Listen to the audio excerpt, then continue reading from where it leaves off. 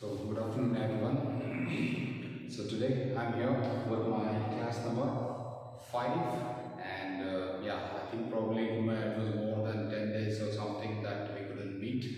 I was on leave and I couldn't come to the college, hence no classes of mine were uploaded. Okay, so today we will be continuing with what exactly we were doing, that is the gentleman of the jungle. So from the past 4 classes, I think we have been discussing something about the colonization with respect to the title called The Gentleman of the Jungle, written by Iomo, Kenyatta. Right? So if you just try to recollect what are the things that we have discussed so far, you may come to realize that so far we have discussed about how slowly the animals who are living in the jungle are trying to occupy, isn't it? They are trying to occupy the space that was belonging to the man. The man is a reference to a native person, that is the local person who belongs to Africa. If you can understand it, it can be he himself, because in about the author we have discussed that he was a man who actually started working for the social causes of this country, and we were discussing something about one specific tribal people called Kikuyu, isn't it? Kikuyu, and we were talking something about a man or in a country like Kenya. So when we have started discussing on this story, The Gentleman of the Jungle, so far whatever we have discussed, just try to recollect it in your mind. Okay, so if you don't understand anything, probably you can read it on your own, or you can watch the earlier videos of mine in order to have a proper understanding. Okay, if I could remember very well, where I had stopped in my last class was the inquiry commission was set up and all the animals started talking about the side or taking the side of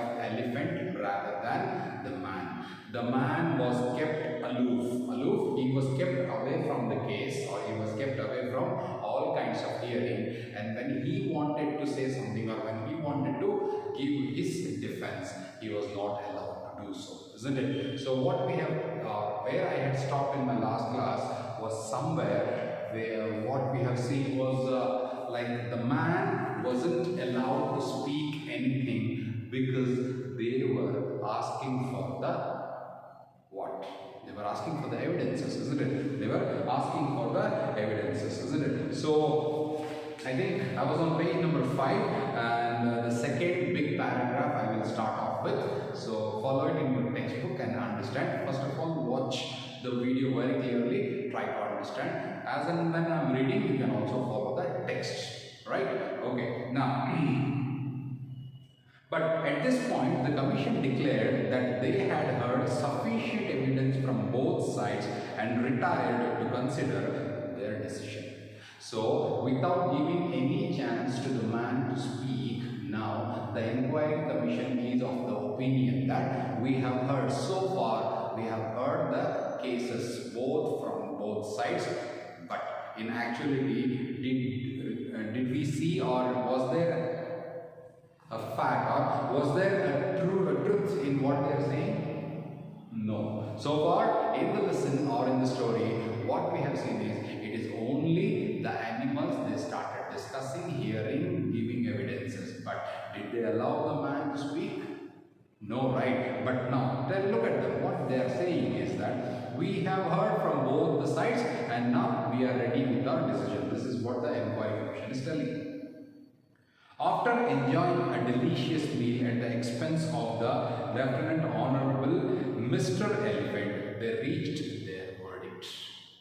Who's giving the party? Like, it's not exactly a party, but after having their delicious meal, which was arranged by none other than Mr. Elephant. Now, you may be having your own reasons to say like why it was Mr. Elephant only. Right, so you know the answer for that, right? So Mr. Elephant had arranged a delicious meal for all the inquiry commission members because he was very sure that the verdict will be definitely on with the side of elephant and on against against the man. Let us see what is the verdict. Okay, they reached their verdict, called the man, and declared as follows. Okay, now the inquiry commission members are ready with their decision. Verdict means what? Verdict is nothing but the final decision. So these inquiry members called the man and they told him like this. In our opinion, this dispute between you and elephant has arisen through a regrettable misunderstanding due to the backwardness of your ideas. Look at it. They immediately started off blaming the man himself, isn't it? So what are they saying? In our opinion, this dispute has arisen through a regrettable misunderstanding. Something that can be regrettable because there was a misunderstanding due to the backwardness of man's ideas, not about animals' ideas. It is only because of the man's ideas. We consider that Mr. Elephant has fulfilled his sacred duty of protecting your interests. What is the interest? What is the protection? That is, man instead requested me to save my hut being blown away by the wind. Isn't it? Remember that line? So, man, this was a misunderstanding and due to the backwardness of your ideas, so we regret that Mr. Elephant has fulfilled his sacred duty of protecting your hut. That is what they are saying. Protecting your interest. As it is clearly for your good that the space should be put to its most economic use, and you, as you yourself have not reached the stage of expansion which would enable you to fill it, we consider it necessary to arrange a compromise to suit both parties. Look at the way how they are saying. This is all because of the writer, isn't it? So he is very well aware of the colonization and hence he has written this wonderful story. And look at the way. As it is clearly for your good that the space should be put to its economic use. That is, the space, nothing but the hut, should be used for an economic use.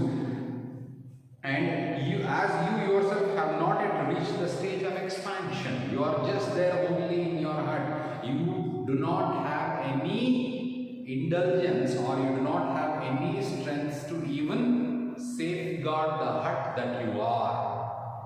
Or you can't even take care of your hut, you can't even expand it to a further extension which would enable you to fill it. We consider it is necessary to arrange a compromise. So let us compromise both the parties. Mr. Elephant shall continue his occupation of your hut, but we give you permission to look for a site where you can build another hut more suited to your needs, and we will see that you are well protected. That is, finally the verdict was that the elephant was given the the elephant was given a chance, or the elephant was given a chance that whatever elephant did, it was only for the sake of the good of the man, and hence the inquiry members have told him that he has to vacate that hut where he was living, and the new occupant for that house will be, or hut will be, Mr. Elephant. However, you can, or we will give you another site. Compromise. Getting? What is the compromise here? The hut which was actually belonged to this man was given to the elephant, and now they are saying that they would give him another site where he can go and build his own hut based on whatever the requirements that he wants. That is, based on whatever his needs are, and we will see to it that he will be well protected. That is, we will give you another site in the jungle. Go and look for any space and then start constructing your own hut with all the necessities and needs that you need, and we assure you that you will be protected. So this was the verdict. The final decision, understood now? What is the final decision that was given? That is, the occupant of the hut where the man was, now the ownership was given to elephant, and the man was given another site, not the hut. They had just given him a space in the jungle so that now he can go and build or construct his own hut based on his requirements and needs. Not only that, they also told him that you will be protected. We see to it that you are well protected. This is the decision.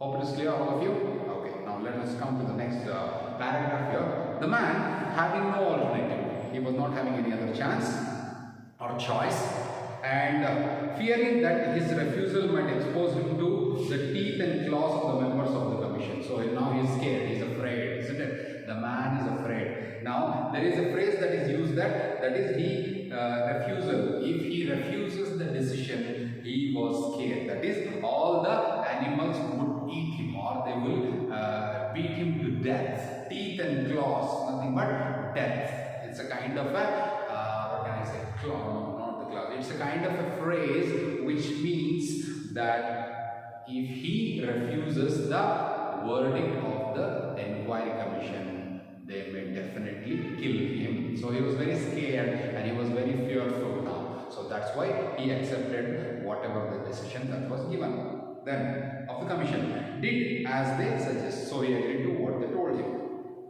But no sooner had he built another hut than Mr. Rhinoceros charged it with his horn. What do you say? That horn kind of a thing. Horn lowered and ordered the man to quit. Okay, so he agreed, and whichever the site that was given, he went there and he started constructing or making his own hut. As soon as he constructed the hut, another animal by name Mr. Rhinoceros, he came and he lowered the hut with the horn in such a way that he scared the man in such a way that the man had to leave the hut, where again it was occupied by rhinoceros. So what you need to understand here is that as and when the man was doing his own work, because the land was belonging to him, these animals did not allow him to do so. So first the hut possession was taken by Mr. Elephant. What happened? We have discussed it in the story. And the second time when he made another hut, again that was also occupied by one of the members of the jungle, that is Mr. Rhinoceros. And he came, he lowered his horn, and being afraid of the animal or something, Mr. Rhinoceros asked the man to quit the hut. He asked him to get away or go away from the hut. Then a royal commission was again appointed to look into the matter, and the same finding was given. So again inquiry setup was there, inquiry commission was there, again same words happened as it happened with the elephant. This procedure was repeated until Mr. Buffalo, Mr. Leopard, Mr. Hyena and the rest were all accommodated with new huts. So how many huts do you think the man has constructed? 1, 2, 3, 4, 5, isn't it? So he kept on building the hut or constructing the hut, but he was never given a chance to have his own possession of the hut in his own land, isn't it? So as and when new huts were built, the other animals used to come, force him and kick him out of the hut and say that it belonged to them. Getting what do you mean by colonization here? Okay, now Mr. Leopard, Mr. Buffalo, Mr. Leopard and Mr. Hyena. So altogether 5 huts were made, and all the 5 huts were accommodated by the animals only. Then the man decided that he must adopt an effective method of protection, since commissions of inquiry did not seem to be any use to them. So now he became alert. So if I keep on listening to the inquiry commission, they will definitely talk only about themselves, but they will not be helping me. So that's why he took a decision. What did he do? He sat down and said, Nangeda Yangadai Motegi, which literally means there is nothing that treads on the earth that cannot be trapped. Or in other words, you can fool people for a time, but not forever.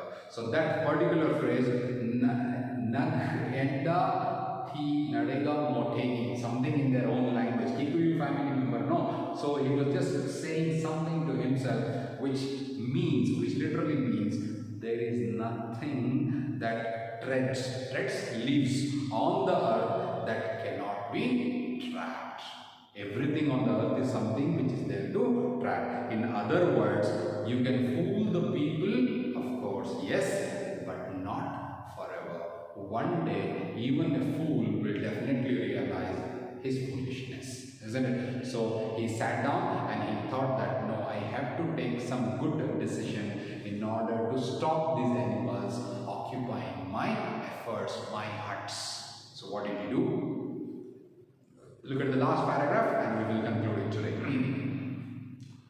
Early one morning, when the huts already occupied by the jungle lords were all beginning to decay and fall to pieces. Okay, so after some days or after some months or whatsoever, one early morning when the man noticed that the huts that were occupied by all these animals were all beginning to decay. They were becoming what? Weak. They were becoming very weak and almost everything on the roof was almost falling onto the pieces. He went out and built a bigger and a better hut in a little distance away. So he observed all the things like, whatever the hut that I made which were occupied by these animals, he started noticing that all those huts were becoming decaying, or they were decaying. They were almost about to fall or something. So what the man did was, he just went to another little distance from the same place or something, and he started making a bigger at the same time, a better hut little distance away. No sooner had Mr. Rhinoceros seen it than he came rushing in, only to find that Mr. Elephant was already inside, sound asleep.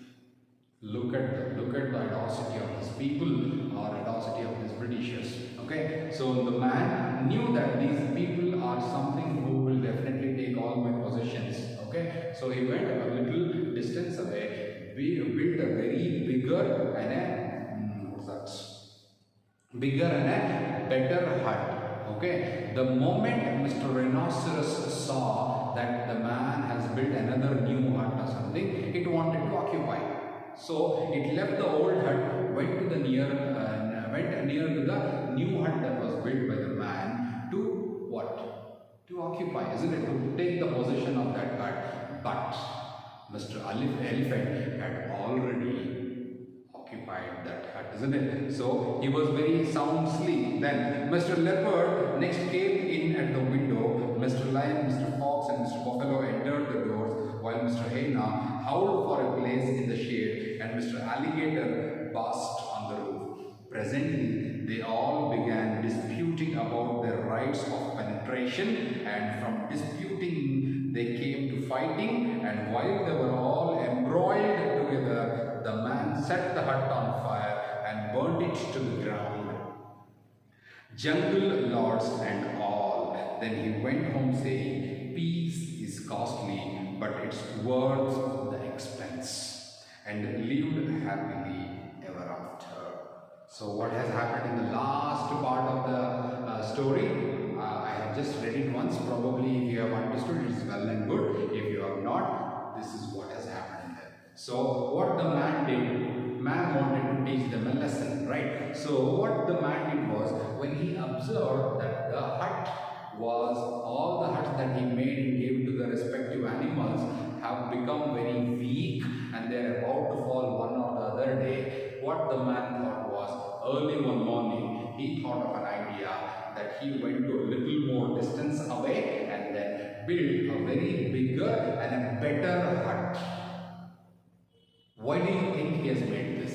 He wanted to attract, isn't it? He wanted to attract. He was very sure, the man was very sure that if I make a hut, another hut, I'm sure all these animals will definitely come for the possession of it, isn't it? So he made a hut, and Mr. Rhinoceros was the first one to go and see if this hut can be occupied. But no sooner the rhinoceros had went, the elephant was already inside the hut and it was in the sound sleep. Not only Mr. Rhinoceros came, all the other animals of the jungle have just come to see the new hut that was built by this man, and they wanted to live, or they wanted that hut to be belonged to them. Like Mr. Rhinoceros wanted it to him, elephant was not allowing to give it to anyone else. Mr. Fox or Mr. Leopard or even alligator, everyone were about to take the possession of the hut. Like it is like, you know, they were fighting. Literally, all these animals were fighting for the possession of the hut. So when there was a dispute means what? Fighting, isn't it? So when the man observed that the dispute has already begun, the dispute between themselves, isn't it? The dispute between all the jungle, lords of the jungle, he noticed it at a distance, and when he noticed that, what he did was that he just put the hut on fire. He lit up the hut with the fire in such a way that all the animals who were there fighting for the ownership of the hut, all of them died because of the fire that was lit by the man. So this is what exactly he did at the end, and what we could see here is that he went, like, you know, ground jungle lord, and then he went home saying, peace is costly. Peace is costly, but it is worth the expense. Peace is really very costly, but it is worth the expense. So he thought that he lit the hut into fire, and then he said that peace is very costly, but it is worth the expending or expense. Making expenses of the peace is something which is really very worth. And he went home and started living in his home or in his land or in his country ever after. Am I clear with this? So what happened at the end?